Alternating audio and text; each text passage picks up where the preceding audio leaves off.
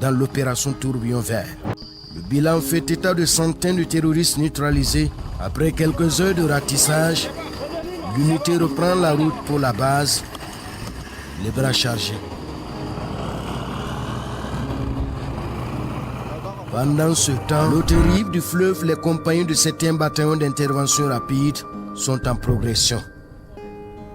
Ils s'apprêtent à livrer leur énième combat dans la zone.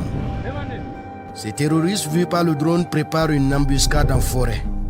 De cette bataille sanglante appuyée par le drone de frappe, des pick-up indiquant la violence de la bombe qui a détruit le groupe.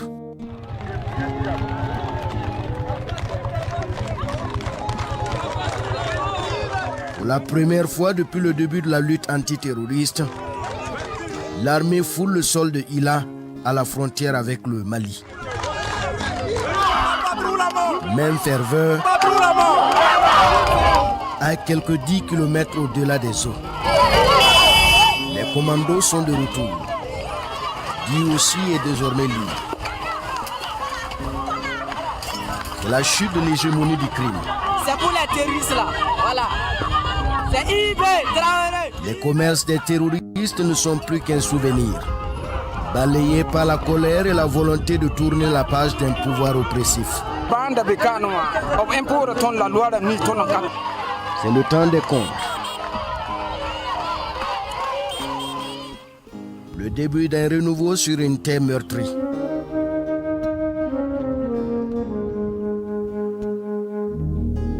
Au cœur du palais du chef du canton, l'émotion est palpable. L'arrivée de l'armée marque la fin d'une longue période d'humiliation pour ces gardiens des traditions qui ont dû subir le joug des terroristes. Sous l'arbre à palabres, les regards échangés en disent long. On avait l'espoir quand même. On l'a arrivé Burkina Faso là. Koko Benani à Londres.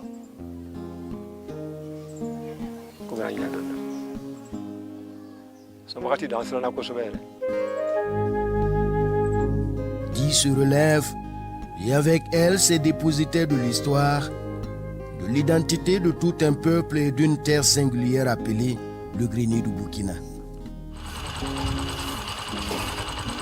Jour de marché à Di, lieu de convergence. Un vent de liberté souffle à nouveau dans les rayons avec une star.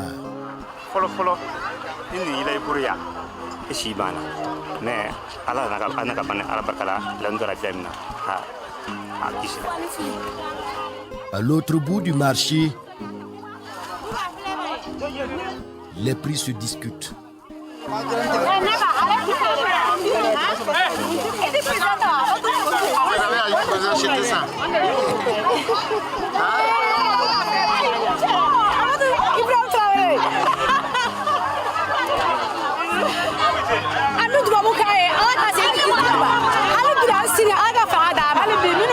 Chacun veut se procurer le t-shirt à l'effigie du président, signe de l'indépendance retrouvée. Il n'y a pas que cela. C'est tout le mode vestimentaire qui avait été embrigadé.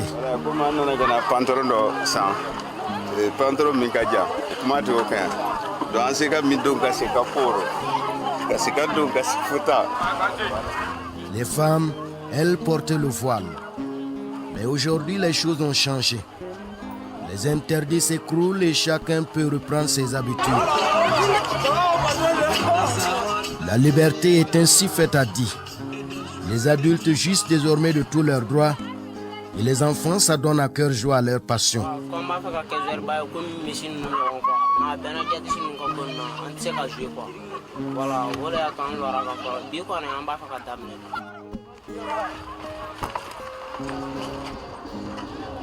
Les cadets au foot, les aînés s'invitent à un autre loisir, jadis perçu comme un crime de lèse-majesté sous le règne des terroristes.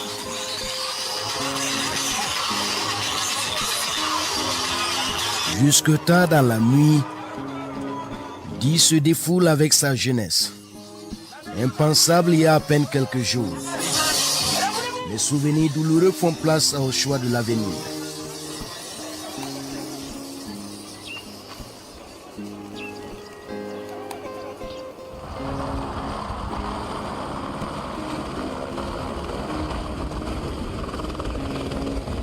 Ici comme ailleurs, la défense du territoire est une lutte de longue haleine et parfois périlleuse. Le capitaine Pinguin et ses hommes préparent une mission de ratissage dans la zone de Moragran et Gassan. L'objectif est clair: imposer une présence déterminante des forces combattantes et sécuriser une zone stratégique. La vallée du Sourou dispose d'un fort potentiel agro-silvo-pastoral qui fait sa réputation depuis des décennies. Ces atouts viennent du fleuve Sourou qui l'arrose. Malgré la crise sécuritaire, les turbines tournent ici à plein régime, irriguant un périmètre d'environ 2240 hectares. C'est un aménagement réalisé en 2012 au profit de plus de 4000 producteurs. La sécurité retrouvée, beaucoup d'exploitants peuvent maintenant travailler le cœur appuisé.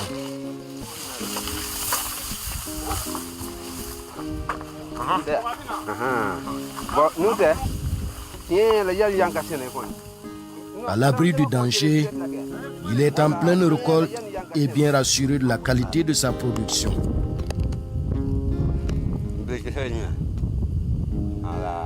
Merci.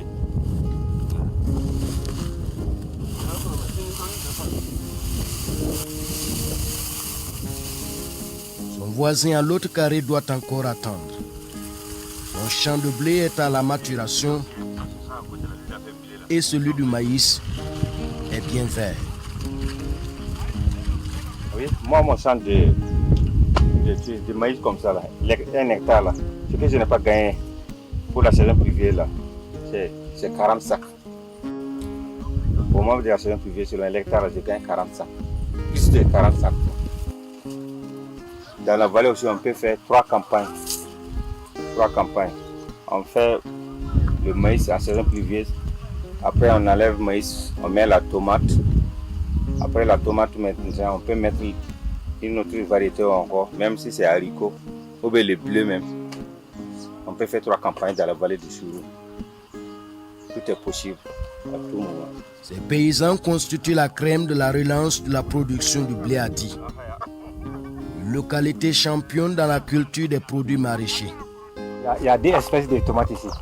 On appelle ces sortes de tomates là les tomates gagnées. Des champs de tomates à perte de vue.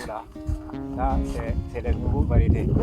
Avant votre arrivée là, ce feuillage a fait l'objet de convoitises des terroristes avant l'arrivée des combattants.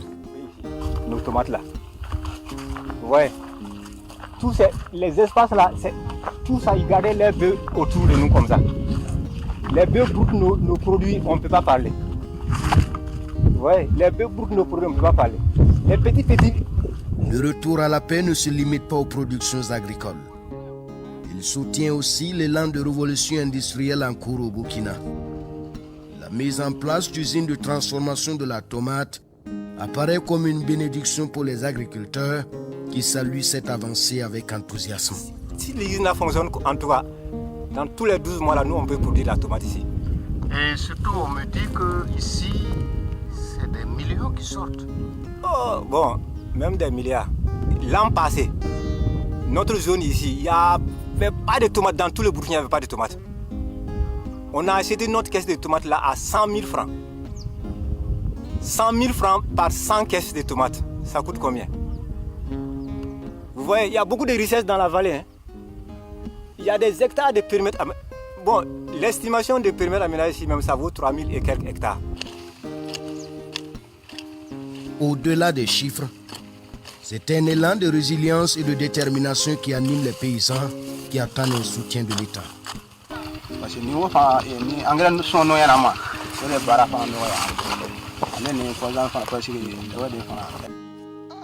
Entre espoir et labeur, dit s'érige un symbole de résilience, prouvant qu'en dépit des tempêtes, la terre ne ment pas et s'est toujours tenue sous les mains de ceux qui la cultivent. Du reste, à première vue, la vallée du Sourou est un sanctuaire agricole. avec ses champs luxuriants qui dessinent le visage d'une région résolument tournée vers l'avenir. Mais au-delà, la localité dévoile un autre trésor qui est son potentiel touristique. Reprendre le large. Des éléments du 18e Bir assurent la sécurité pour un voyage au bout du suspense et sans le capitaine Piga. Cet intrépide combattant qui a libéré 10 des mains des terroristes n'est plus revenu de sa mission de ratissage annoncée plus tôt. Le chef de guerre est resté dans l'explosion d'une mine artisanale à Moragran il y a de cela 2 jours. La reconquête de la boucle du monde s'est faite dans le sang de plus d'une dizaine de combattants. Et pour les hommes, c'est le prix à payer pour sortir le territoire des autres. Lentement, nous nous glissons tel un serpent sur la direction d'un lieu magique. Le paysage s'offre en spectacle. Le Sourou dans toute sa splendeur. Nous voici à Tomaïl. Le comité d'accueil est très explicatif. À l'origine, le village était sur une terre sèche. Sangra nana kana fangata en 86 utara lirika bara ji fanga poyena ambi nyo sene yoromina dina la oyoro. Et depuis là, comment vous vivez? Comment se passe? Est-ce que l'eau ne vous envahit pas? No bo woni bara min kera ya nyina ni yayi har 80 sigal.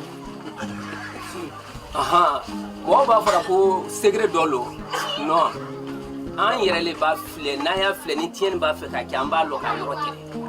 Depuis près d'un demi-siècle, les habitants vivent ici cernés. Tout se fait dans l'eau. Il y a quelques toilettes ici. Donc voilà. Et quand c'est rempli, comment vous faites? Quand c'est rempli, bon, des fois, s'il y a au moins 2 toilettes, on ferme l'autre et puis on utilise l'autre là, en attendant. On n'a pas de robinet ici, ni fontaine. Donc ça, si on a besoin de l'eau potable, on prend la pirogue avec les bidons, on part au milieu de l'eau, on enlève là-bas. Après ça va arriver, on filtre, on met dans les canards et puis on boit. On invite tout personnel, les villages limitrophes et les extérieurs. Donc si vous voulez venir visiter notre village Tomaïl, comme d'habitude là, ils peuvent venir. En attendant, nous quittons ce village emblématique du Sourou, fait d'histoire et de fierté. Longtemps cantonné au rôle de grenier du Burkina, le territoire fonde l'espoir de pouvoir s'affirmer aussi comme une destination touristique à part entière, alliant authenticité et opportunité.